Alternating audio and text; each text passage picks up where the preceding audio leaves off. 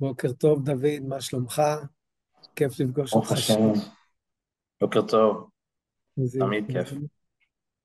אז אני שאולי, מנכ"ל עמותת אינפה, ודוד השתתף אצלנו באחת מהסדנאות של אינפה למען הגילוי הנאות. אני רוצה לשאול אותך, דוד, שאלה ראשונה, החבר'ה שלך השתתפו שנה בקרבות, קרבות לא פשוטים וללא הפסקה. איך זה משפיע? מה זה גורם? והאם זה גורם לטראומה, מערכת הפעלה? איך זה משפיע בבית? בוא תאר בקצרה מה המצב של החיילים היום אחרי שנה. אז אני אתחיל ככה מהמילה שככה זרקת באמצע, המקום של האם הם בטראומה. אה, כי זו שאלה גדולה, אומרים את זה הרבה היום, טראומה, טראומה, טראומה, אז כולם מכירים את הדברים הגדולים. אנשים שעברו איזה אירוע קיצון, כזה, אחר, והשפעות שהן מאוד קיצוניות, שהן גם נורא בולטות ונורא קל לראות, הבן אדם שצועק, הבן אדם שישן, הבן אדם שלא ישן בלילה, וסיוטים וכולי וכולי, את זה כולם מכירים. אבל באמת הנקודת המפתח פה, שאנחנו מדברים על תקופה מאוד מאוד ארוכה, תקופה של יותר משנה, של קרבות, של מתח. אני חושב שאני יודע להצביע פה על טראומה גם מסוג אחר, שאנשים חווים בלי אירועי קיצון, שהיה מספיק מהם, אבל גם אם אני שם אותם רגע בצד, כשאני לוקח בן אדם ושם אותו בשנה רציפה של לחימה בלתי פוסקת, של מתח, חרדה, מתח קרב, להיות או לחדול, החייל בבית, באיתור בעזה, הוא לא באמת ישן. הוא יודע שיכול להיכנס לו עכשיו מחבל עם RPG או לזרוק לו מטען. זו לא שינה, זו לא מנוחה. הבן אדם תמיד במתח. שנה ומשהו של מציאות חיים כזו, של מתח תמידי כזה, זה טראומה מסוג שונה. כי הגוף בעצם חווה את המתח הזה, וכשהוא חוזר הביתה, שוב, לא צריך לראות גופות, לא צריך לראות אנשים מתפוצצים, בשביל להרגיש שהגוף עבר פה איזשהו שינוי, כי כדי להתמודד עם זה, אפשר לומר שאתה הופך לאיזה סוג של רובוט. אתה מתופעל על אוטומט, אתה עושה את מה שצריך ואתה עומד במשימות, אבל אתה סוגר את הלב, אתה מגן על עצמך בשביל להמשיך לתפקד. ואם שואלים בסוף איך זה נראה בבית, אז יש לנו שוב, את הטראומטים שכולם מכירים, אבל אני דווקא מדבר על החייל הפשוט, על הרוב השקט. אלה שחוזרים הביתה, ובהתחלה מנסים לשים איזושהי מסכה, שהכל בסדר, שהם חזרו הביתה לחיים ולמשפחה ולעבודה, ומאוד מאוד קשה להם להצביע על מה לא בסדר.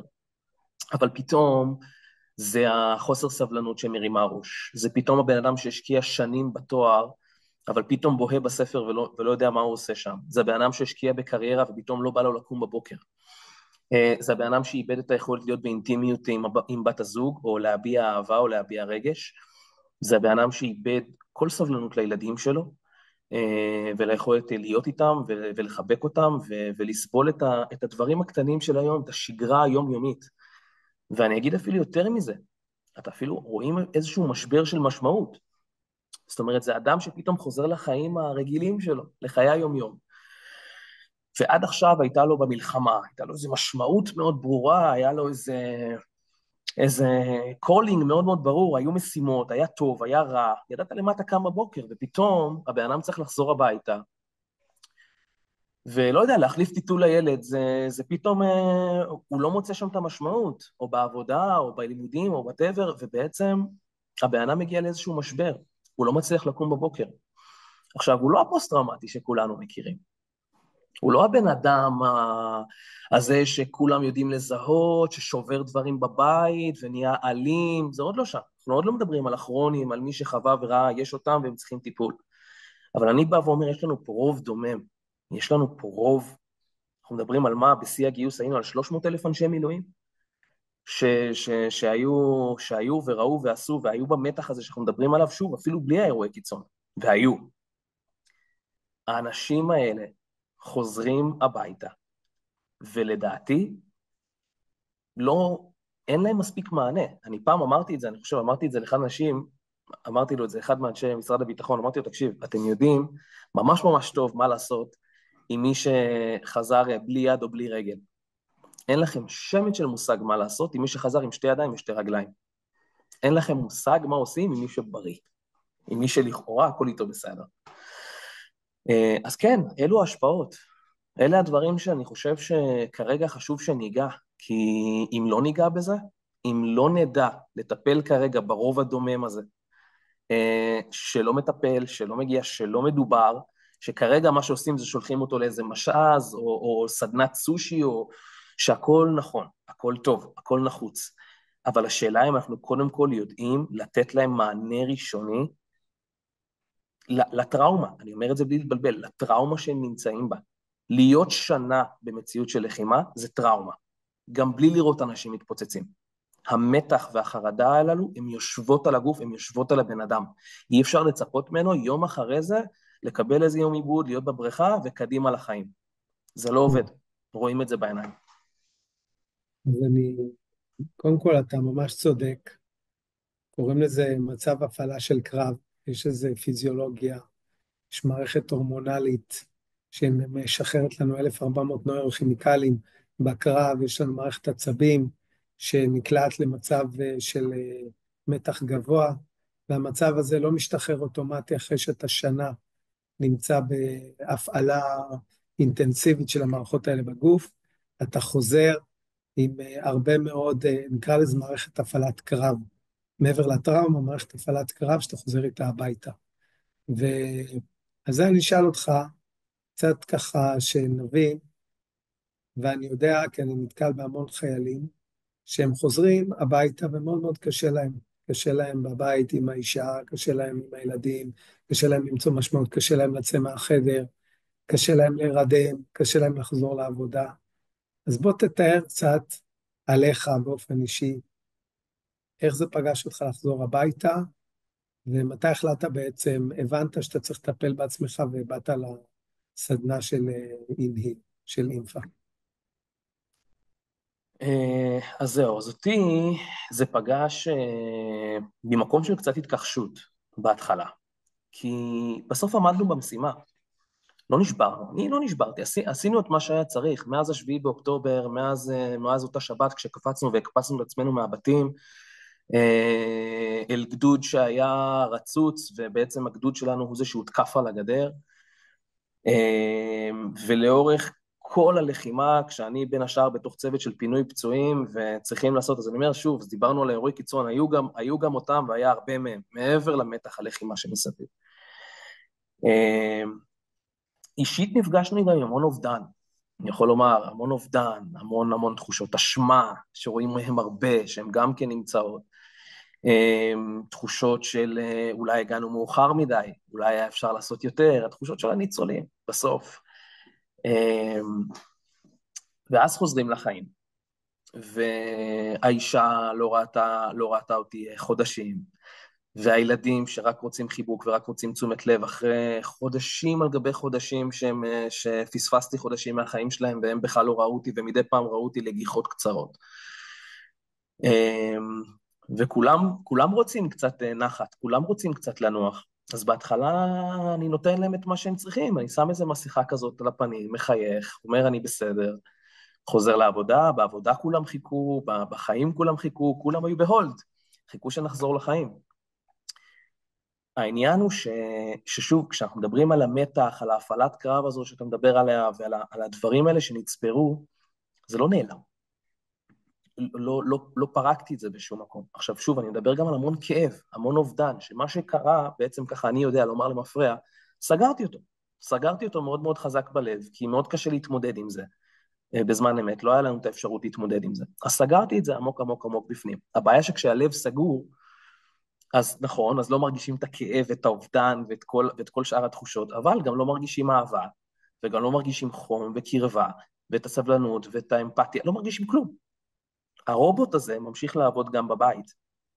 עכשיו הבעיה, שזה הדברים אולי שאני גם בין השאר חוויתי, זה שהעסק הזה מתחיל לצוס מתחת לפני השטח. זה תופס אותי במקומות שהם לא כל כך צפויים. אני לא יודע מתי זה יצא, כי זה בסוף נמצא שם. והחדשות, והדיווחים, וההותר לפרסום, והפוליטיקה, וכל מה שהולך מסביב, והסבלנות שנדרשת מאיתנו ביום יום בשגרה, ופתאום זה מתחיל לעלות. אז פתאום זה אירוע של עצבים, או של חוסר סבלנות, ופתאום הילדים חוטפים צעקות על כלום ושום דבר. וזו האישה שרק רוצה קרבה, שרק רוצה את היכולת ורק רוצה, ואני זוכר שלדוגמה הייתה לי, אני ואשתי בקשר מדהים, כן? היינו מדברים המון על הדברים, על מה וכולי, וניסיתי לשתף, ושוב גם קצת לצנזר לה, לא את הכל, אבל כן לנסות לשתף. והיה פעם אחת שהיא אמרה לי בכנות, היא אמרה לי, אני מחכה שתחזור, אני מחכה שתחזור להיות מי שהיית. ואני באותה תקופה אמרתי לה בכנות, אמרתי לה, תשמעי, אני לא יודע אם זה אפשרי, אני לא חושב שאני אי פעם אחזור להיות מה שהייתי. לא נראה לי שאפשר.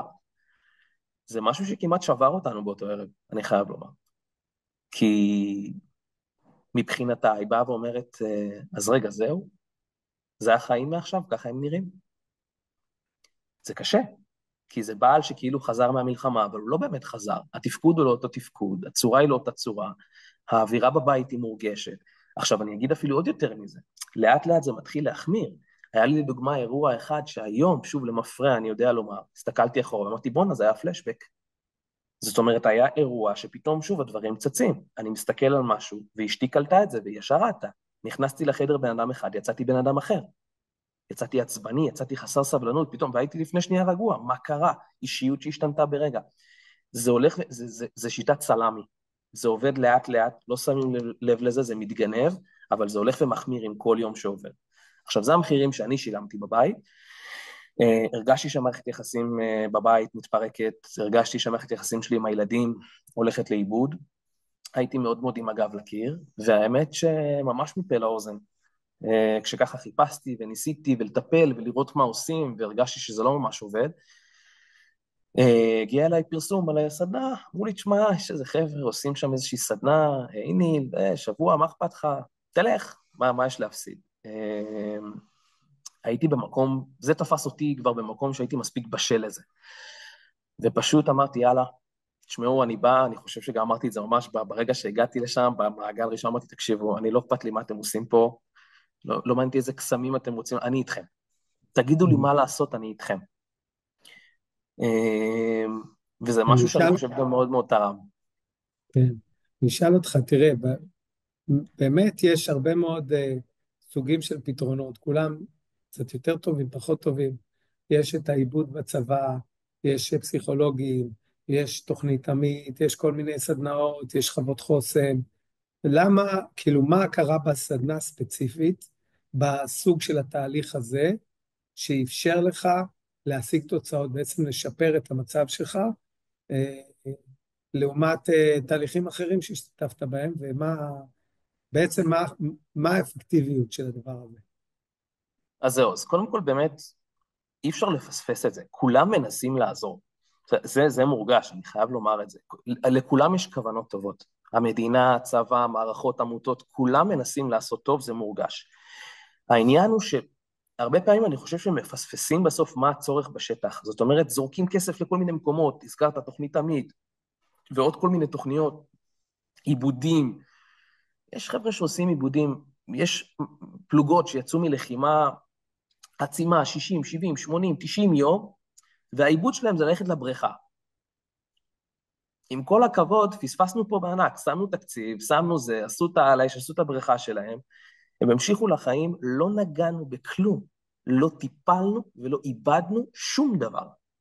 עכשיו, אני אגיד גם יותר מזה, גם מי שמצליח להשקיע וכן לשבת ולדבר,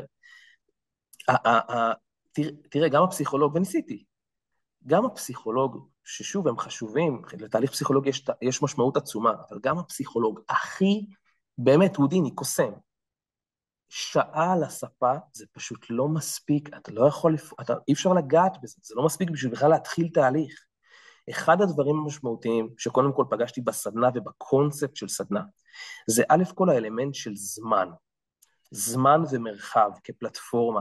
אני נותן לאנשים מספיק זמן להיפתח, להוריד מגננות, להירגע, להתחיל להתמסר לתהליך ולהתחיל לעשות עבודה.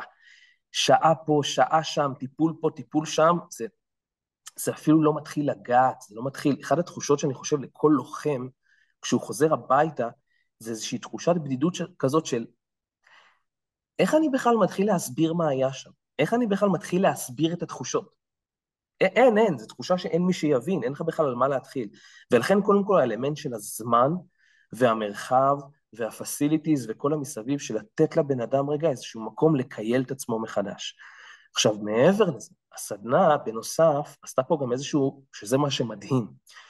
הסדנה הספציפית הזו, היא בעצם עשתה איזשהו מסלול עוקף, ישר אל הגוף. עקפה רגע את המוח, עקפה רגע את כי גם כשאני אשב ואני אדבר, היו לי כל כך הרבה דברים שהם לא מדוברים, שאני אפילו לא יודע שאני צריך לדבר עליהם. אז היו את האירועים המשמעותיים, אוקיי, אפשר לספר עליהם. אבל מה קורה שוב עם תחושות המתח, החרדה, המתח שאגור בגוף? אחד הדברים שאני זוכר בסדנה, באחד מהתרגילים, יש שם כל מיני נשימות, עניינים, דברים שעשינו. ואחד הדברים שאני זוכר, שבאיזה אירוע של נשימה, שאנחנו שוכבים על הרצפה ועושים איזשהו תרגול נשימה מאוד אינטנסיבי, שוב, זה גם אינטנסיבי, אנחנו מדברים פה על סדנה, באים לעבוד, 5 ימים, 7 בבוקר עד 11 בלילה, עבודה, זה לא משהו ששוב, דיברנו על תוכנית עמית, נפלאה, אבל מה, מסאז'ים, תוכנית בסדנת בישול, סדנה בעץ, זה נחמד לאחר כך, אבל אני חייב לתת לאנשים רגע, מקום שמקייל אותם, ורגע נותן מקום לפרוק, להוציא, רגע לחזור לאיזון, לפני שאנחנו מדברים על התחזוקה לאורך זמן. ואני ממש זוכר אירוע של תרגול נשימה ככה על הרצפה, ופתאום כל הגוף נדרך, נהיה כמו קרש, כל השרירים, הכל נדרך, שוב, מתח קרב. והגוף חוזר לאירועים שאני אפילו לא רשמתי אותם בזיכרון, אני פתאום נזכר באירוע שלא קלטתי שהוא יושב עליי, לא קלטתי שהוא מפריע לי, ופתאום אני חווה אותו מחדש, וחווה את החרדה, וחווה את הפחד, וחווה את המתח המטורף שהיה שם, והגוף מוציא את זה. זה יושב על השרירים. הרי גם בסוף זה משהו שכולנו חיים אותו. ביום יום, כולנו מבינים שהנפש והרוח משפיעות על הגוף. כולנו יודעים שבן אדם שהוא נמצא בסטרס תמידי, כנראה יהיה חולה. כולנו יודעים שבן אדם מתרגש, יש לו פרפרים בבטן, או כואבת לו הבטן. הגוף והנפש שלנו הם אחד, אבל אנחנו לא חושבים על זה מספיק לדעתי, ביום יום. אנחנו לא חושבים על זה. אנחנו חושבים שבן אדם שהיה שנה בלחימה יכול לחזור לחיים, והגוף שלו יזרום איתו, כאילו כלום. כן. לא. אני יכול להגיד שאני באמת, אני מרגיש שהבעיה היא מאוד מאוד חריפה, בגלל שאנחנו לא כל כך מבינים את המשמעות של מה זה להיות שנה בקרב, והולכים אנשים חזרה הביתה. אנחנו רואים את זה כבר במילואים, אנחנו רואים את זה שמ-100 ומשהו אחוז הגעה למילואים, אנחנו יורדים לכיוון ה-70% ופחות. אנחנו רואים בתים מתפרקים, אנחנו רואים גירושים, אנחנו רואים פיטורים, אנחנו רואים ילדים, משפחות מתפרקות, ואנחנו לא מבינים שאנחנו חייבים לעצור, ואם אנחנו רוצים לשמור על החיילים שלנו בכלל, שיחזרו לבית שלהם ושיהיה להם בית, וגם אחרי זה שיוכלו לתפקד בצבא, אנחנו חייבים לטפל בהם כאן ועכשיו. צבא ארצות הברית, אחרי מלחמת וייטנאם, הוא התפרק, כמעט ולא נשאר צבא, 50-60% מהצבא לא היה פונקציונלי אחרי המלחמה הזאת, והם היו צריכים להתחיל הכל מההתחלה. אז יש פה נקודת שבר מאוד מאוד גדולה, ועל הנקודת שבר הזאת, בדיוק אני רוצה לדבר איתך ב10 דקות האחרונות, כי אתה החלטת לעשות פעולה, ובעניין הזה אני מרגיש שחייבים לטפל בכל החיילי מילואים, ולתת להם כלים לחזור הביתה, לחזור למשפחה, לחזור לעבודה, וגם להמשיך לתפקד, ושזה יאפשר להם גם אחר כך לחזור לצבא. אז בוא תגיד לי מה אתה חושב שהסקייל של הבעיה, מה הקמתם ואיך צריך לטפל בזה. אז זהו, אז קודם כל באמת כתוצאה ישירה מהסדנה של אינפה בשיטה הזו, אז זו הייתה הפעם הראשונה שהרגשתי שמישהו הצליח לגעת בנקודה, ולדעת לתת מענה אמיתי, שקודם כל הביא לאיזושהי פריקה מאוד מאוד משמעותית, גם הצלחתם לבנות מסגרת שעוטפת, שממשיכה, שנותנת מענה גם בהמשך, שיודעת לתת גם כלים פרקטיים, לא רק איזושהי חוויה שהיא חשובה בפני עצמה, אלא גם כלים ובנייה להמשך, וראיתי את התוצאות בעיניים, גם על עצמי, גם על הסובבים אותי, שהצלחתם להחזיר אנשים לחיים לא רק ככה בצליעה, אלא לפריון מלא, לצמיחה, לתהליך של צמיחה מתוך הטראומה הזאת. אני אישית ועוד אחרים, ברגע שהבנו, ראינו וחווינו את העוצמה של הפתרון הזה, הבנו, אוקיי, קודם כל זה מה שאנחנו צריכים. אנחנו, מהשטח, אף אחד לא יגיד לי, אני אגיד לכם מה עובד, וזה עובד. וברגע שהבנו שמצאנו פה משהו שעובד בתוך כל הבלבול הזה שסובב אותנו סביב עולם הטיפול, בטראומה ובאנשי המילואים, הקמנו בעצם את פורום מלחמה על הנפש, כשהמטרה העיקרית שלו, אז קודם כל גם רצינו לדאוג שהקסם הזה ממשיך לקרות, זה הדבר אחד, אבל מעבר לזה, להסתכל על זה גם בתמונה גדולה יותר.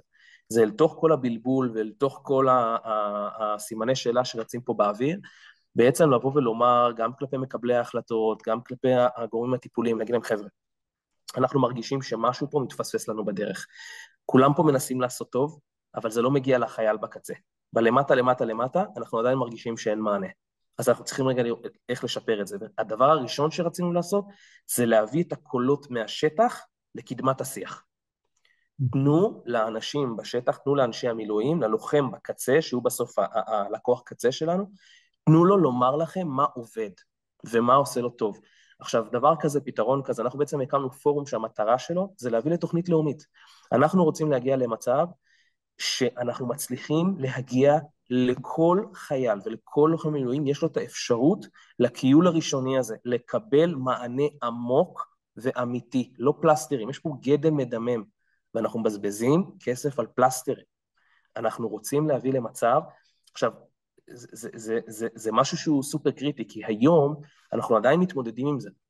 מערכת הביטחון, משרד הביטחון, שוב, עם כל הכוונה הטובה לעזור, אנחנו רואים היום, הראייה היא מאוד דיכוטומית, שחור ולבן, או שאתה נכה, זאת אומרת, פוסט-טראומטי כרוני, אז בוא תגיש ועדות, תגיש מסמכים, נכיר בך כנכה, תקבל את הטיפולים שלך, ויאללה, תתחיל לרוץ.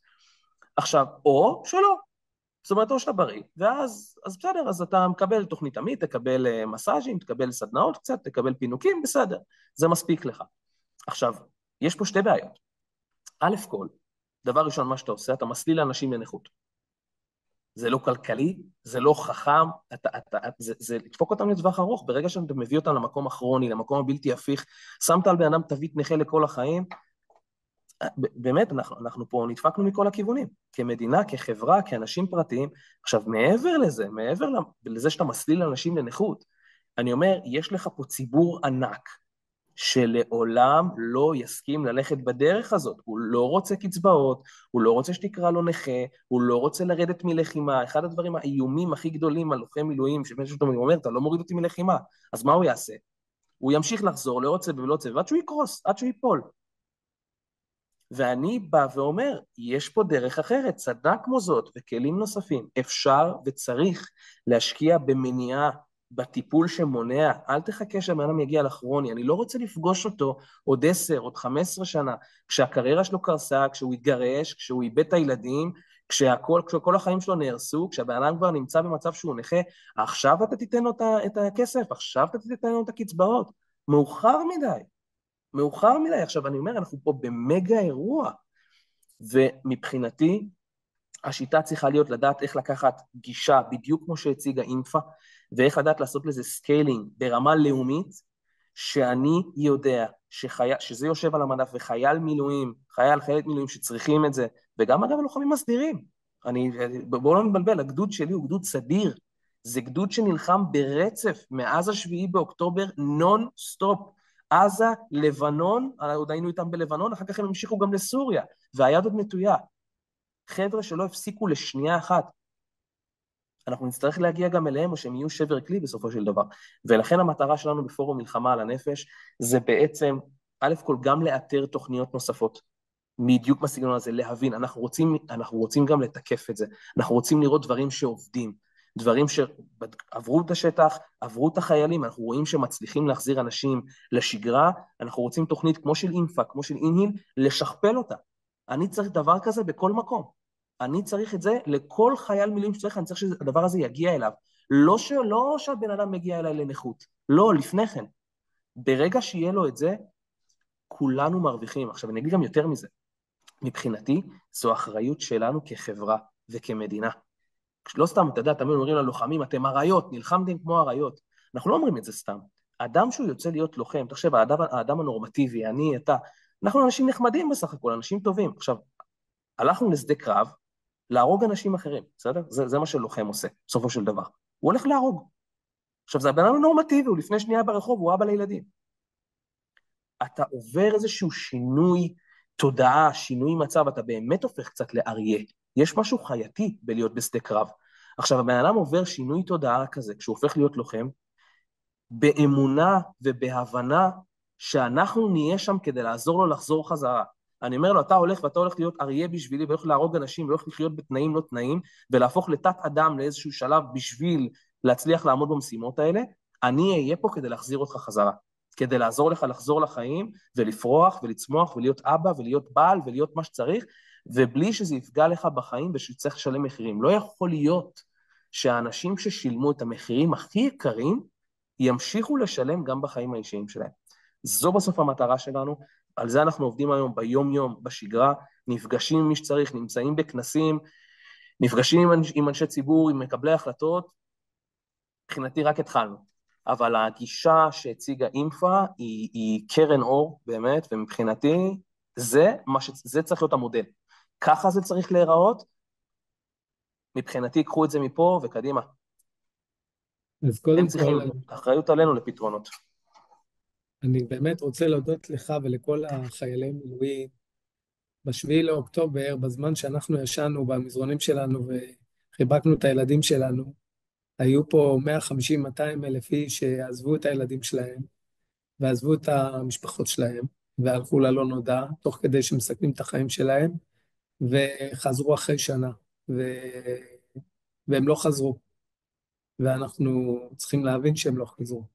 צריכים להבין שהם ממש לא חזרו, ואנחנו צריכים לשים אותם בראש סדר העדיפויות, ולתת להם את הכי טוב, כדי לאפשר להם לחזור, כדי שהם לא יהיו נכים, כדי שהם יצליחו בחיים, ואני מתפלל שהמסע שלכם כפורום מלחמה לנפש יגיע לכמה שיותר חיילים, וגם לכמה שיותר מקבלי החלטות, שסוף כל סוף יקשיבו לכם, שישאלו אתכם, לא יעבדו מעל הראש שלכם, ישאלו אתכם החיילים, מה טוב לכם, מה עוזר לכם, מה משפיע לטובה, מה אפקטיבי עבורכם, משהו, בסוף אתם זה האנשים שעברתם את הדברים, ואתם זה האנשים שיכולים להחליט בצורה הכי טובה מה מדויק לכם ומה נכון לכם. אז אני באמת מקווה שאנשי הציבור, אנשי משרד הביטחון, כל מי שמחליט שם באמת יהיה פנוי להקשיב לכם. ובאמת אני גם מודה לך באופן אישי על ההיכרות איתך ועל המלחמה הנוספת. עשית כבר מלחמה אחת של שנה, ועכשיו אתה נלחם בשביל החברים שלך, שגם הם יקבלו את האפשרות הזאת לחזור הביתה, שזה לא מובן מאליו בכלל, להילחם, לא להפסיק בעצם, ולדאוג לשאר החבר'ה כדי לא להשאיר אף אחד מאחור. וככה לסיכום, אני אגיד שכל חייל מילואים שרוצה להשתתף בסדנה, יחפש סדנאות בפייסבוק, בגוגל, סדנאות לריסטארט לחיילי מילואים בשיטת אינהיל, סדנאות אינפה, בשיטת איניל, הוא ימצא אותנו בפייסבוק, הוא יכול להגיע, זה חינם, זה לא עולה כסף, זה הכל בתרומות וחלק במימון של משרד הביטחון. ולסיכום, אני הייתי רוצה לשמוע ממך אחרי הסדנה, איך חזרת הביתה? מה עכשיו, איך עכשיו בבית? וואו, אגיד בקצרה, קודם כל שזה כבר היה מיידי כמובן אחרי הסדנה. אשתי, אני זוכר כשהחזקנו ידיים, כשפעם ראשונה שחזרתי הביתה, היו לה דמעות בעיניים, ואמרתי לה, מה קרה? והיא אומרת לי, המגע שלך השתנה, המגע שלך רך יותר, הגוף שלך רגוע יותר, היא אמרה את זה מיד, אמרה לי, הגוף שלך, אמרה לי בכנות, היא אמרה לי, המגע שלך עד עכשיו היה מאוד אגרסיבי, היה בו גסות. היא אומרת לי, נרגעת. אבל מעבר לזה, מעבר לפריקה, הכלים, היכולת להתנהל, יש ups and downs, אנחנו בני אדם, כן? גם אחרי סדנה וגם אחרי פריקה, יש ימים קשים, אבל היכולת עכשיו לתקשר את זה, לומר, קשה לי, אני פה, אני שם, זה מה שאני מרגיש, תני לי רגע, לדעת איך להתאפס, לדעת לבקש עזרה, לדעת לומר, אני לא בטוב, זו המתנה האמיתית. זה מה שבאמת הייתי רוצה לתת לכל חיילי המילואים, את הכלים הללו. תודה רבה דוד, אתה מדהים, תודה לך. תודה על הרעיון הזה ועל הזכות לדבר איתך. תודה לכם.